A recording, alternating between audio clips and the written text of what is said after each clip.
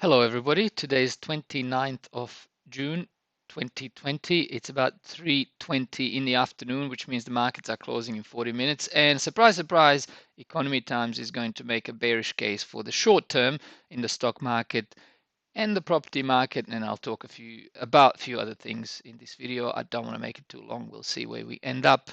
So, like I said, another 40 minutes to the end of trading here, Sydney time. 40 minutes till 4 o'clock in the afternoon, and the market's down about just under 2%. But there's been plenty of good days, positive days during bear market, and plenty of not so good days during the bull market. So one or two bad days in the market doesn't make it the market. So let's dive in. Before we begin, it's begun. The usual suspects, the businesses that you'd expect to suffer, are again in the news. Not a surprise at all. They were on their way out, and now this has been the final nail in the coffin of those. And this is all thanks to your dear and friendly government. Not all of it, obviously, but they kind of closed life and business of this country and the world. So it wasn't necessary. Some would argue it was. Many would argue against. The big two department stores going out of fashion as an insurance giant puts them in the high-risk basket. I think that sends a pretty ominous signal to the market that QBE are not at all confident that Myer and David Jones are going to be able to pay their suppliers. And growing hope the economy won't go. But the pandemic has accelerated the problem of slumping sales facing David Jones and Myer. Now insurance giant QBE has spooked the market by refusing to insure Myer and DJ's suppliers against non-payment, pointing to a very uncertain future for the big two. Andrew Robertson reports. Yeah, speaking of which, I mean, the future of QBE and other insurers and other businesses, and those businesses will probably survive. And it'll be the brick and mortar that we've all heard, and pretty much 50% of the small businesses have been wiped.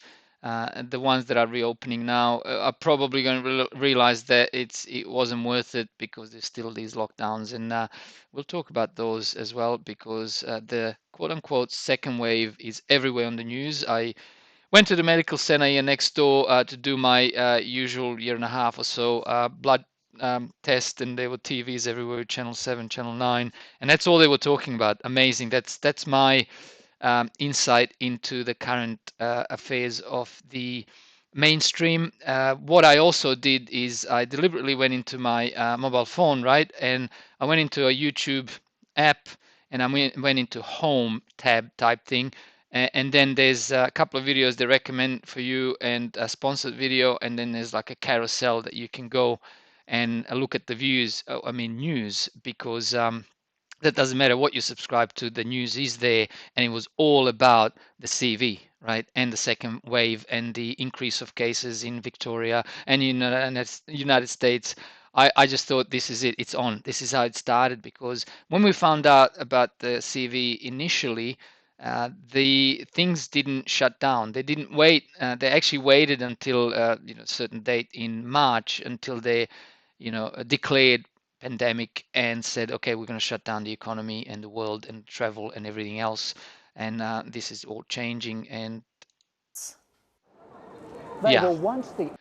Now, if you think you made some bad financial decisions, or if you're lucky enough you haven't, how do these people that are actually, again, nobody could have predicted the current situation with the pandemic, but how could they have got it so wrong? Myer shares hit the market at $4.10 when it was listed in 2009. Today they're 94% lower at just 24 cents. In 2014, Woolworths South Africa paid more than $2 billion for David Jones. 6 years later, more than half that money has been written off. So it's not just the retail investors that would have maybe piled in at $4.10 and now it's 24 cents. It was a large retailer from the South Africa that would have known their business and thought, yeah, no, we can make money here, we can improve it, we can improve this business, improve its profitability, and get its share price up, and eventually maybe sell it off, or just keep working, selling our goods, because that's what our business is. And yet they've lost more than half. It's just amazing. If anything, it makes you feel better when you make mistakes and you think, well, there's a whole bunch of people who get paid to predict where the price is going to be. If it's a good price for $2.2 billion, where's it going to go next? And way before this CV, the value of it might have not been 24 cents, but even if it was much bigger, it was still kind of half that they lost in, say, six years. And then there's experts who need to call it the current situation. Where are they at? David Jones and Myer, and this is what they have to say. 6 years later, more than half that money has been written off. We think they're in a slow retraction. I'm hesitant to say death, but they're not a long way off. Now, the bullish case here is, let's be bulls, and it's true. For every David Jones and Myer, there is an Amazon out there, and eBay, and those sort of online stores where it's all going to work out for them. All the customers of the department stores will move over to those other ones, and that's actually happened now, which is why NASDAQ is breaking the all-time highs. So it's not all bad, but what's the rest of the economy doing at the moment while the stock market has hit its kind of a bounce, let's call it, from its lows? And will we retest the lows that we had back in the March?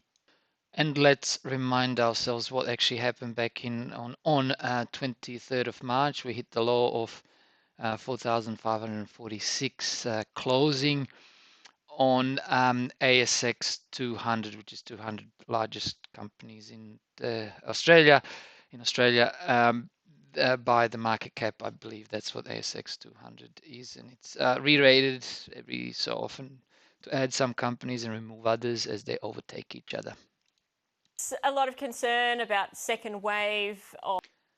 You know how companies actually give something called forward guidance every now and again? Well, that's, as the term says, to tell the investors, potential investors, where the CEOs and the leadership of the company and the board are expecting the company to be, their earnings, and where the problems, issues, and opportunities lie, that sort of stuff. Well, you don't have to worry about that, because they won't have to report that. So, when the news is bad, we're going to suppress it anyway. We're not going to talk about it. So we'll keep you in the dark, it seems.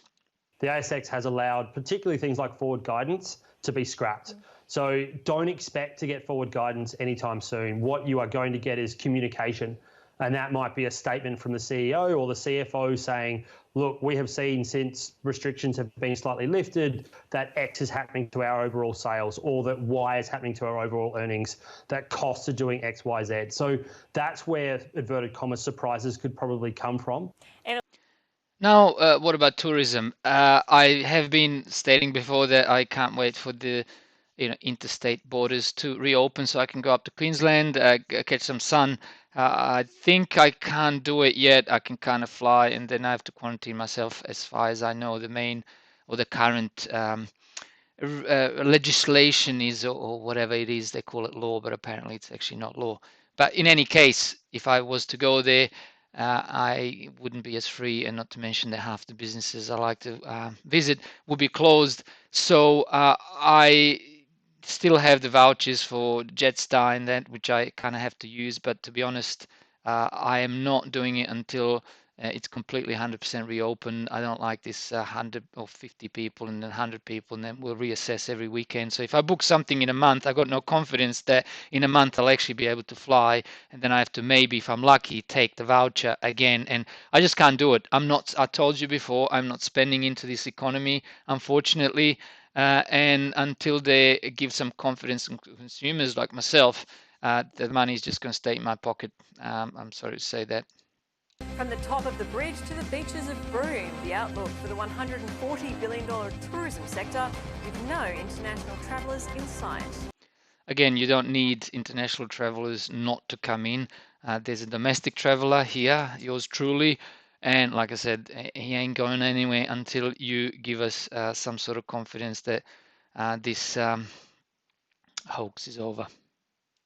Holiday at home is the tourism advisor's international borders remain firmly shut. But a surge in coronavirus cases has seen border tensions flare again between the states. And that's not good news for tourism operators as they begin to open their doors. I mean, border flares. I mean, the administrative borders. Have a look at the a map of Australia. Does this to you look like any sort of a natural border, except maybe here that there's some sort of river or creek, and just that part there? Look at these borders. They're straight up and down 90 degrees. They are nothing to do with geography. They're just administrative borders, and somehow if you cross from one border, from one state to another state, and one jurisdiction to another jurisdiction, you're going to be spreading the virus more or less, depending on where you're coming from, etc., etc. It's actually absolutely completely insane. It's going to destroy whatever little is left of this economy. So what am I trying to say? Having beautiful weather, beaches, Sydney Harbour, Opera House, Sydney Harbour Bridge is good to have as an asset as for tourism and in the economy overall, but it's just not going to save us this time. Now, we're not going under, we're not going belly up. The Australia's always going to be there, the economy is going to be there, but the reality is going to meet the market's going to meet the reality, and we're going to have the second leg down. We may even bring or break that last low where we had it, as I previously mentioned, 23rd of March, where we now know with the hindsight that it was 4,546 points, which is well below where it is now, and it was well below the all-time highs up there. Well, tour operators might be feeling on top of the world now as restrictions start to ease and some can begin opening their doors again. The source of most revenue in Australia is from international visitors. So until our borders are open, most companies won't be operating at 100%. And if you are a business, to keep the business open, there's a running cost. So to have it half open is not viable for most businesses. And when we say international tourists, we know where that's coming from. That's China. And our relationship with China hasn't been all that good. Everybody, and we are definitely accusing China of this CV debacle. So at the last tourist and last place we're going to open border to will be from China, yet that they are biggest payers and biggest visitors, not just for the tourism industry, but business, property market, and everything else you can think of, at least in the last 10, 15, almost 20 years for Australia. So it's, again, a very bearish at the moment, I'm sorry to say, and I do promise I'll get bullish when the time comes, and that time will come, and it won't be that long. And one thing is for sure, unfortunately, is that the media is going to try and keep you absolutely completely confused, not just about the CV and the travel and the little things like that. It'll be about your superannuation, your investments, where you're trying to make a decision one day and it's all on as far as, the CV, the new cases, and the next day, oh, it's all good news because the trade deal is on. This is a perfect example that just happened last week. You probably would have seen it. It's kind of an old news, but this is what they do. And if you think Trump, they're all in it, and they're not on your side. They're not serving your best interest. Michael McCarthy, it was an exciting start to trade. We were just off a cliff after Trump's US trade advisor, Navarro, said that the trade deal between China was off. And then it was back on and the market was back up again. Yes. I think what he actually said was, it's over. Now, that was interpreted as meaning that the phase one trade deal was over. But, of course, what he meant was the relationship with China was not as good as it had been previously. And once that was clarified, we saw a big bounce back in the market. But it was an amazing trading day. The Australia 200 index traded through a more than 110-point range, or more than 2%, and yet managed to finish the day back where it started. So quite a wild ride. I think it just goes to show that sometimes there are problems in reacting to news immediately. That's actually a good still image that we can end this video on. This is what they want you to be like. They want you to have your eyes closed, and when you open them up, there's more confusion than when you close them. So with that, this video is getting a bit longer. I'll end it here, but I'll have a few more in the next day or two. Thanks for watching. Stay in touch. Be well. Bye for now.